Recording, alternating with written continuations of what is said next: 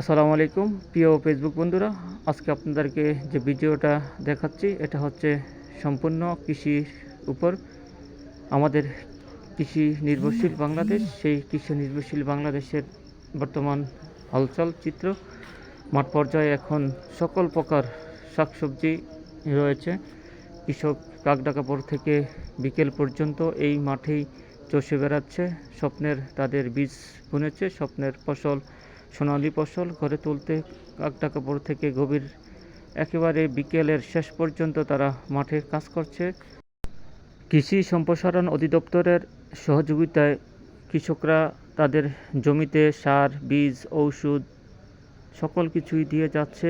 এরই বড় চাষাবাদ হচ্ছে, সকল কাজেই এখন ব্যস্ততা রয়েছে। তবে গ্রাম পর্যায়ে এখন প্রচুর শ্রমিক সংকট রয়েছে, কারণ সকলেরই কৃষক যার যার সাধ্য অনুযায়ী সকলেই কৃষিকাজের সাথে জড়িত রয়েছে। আমাদের গ্রাম অঞ্চলের কৃষকদের এখন প্রচুর ব্যস্ততায় দিন কাটছে।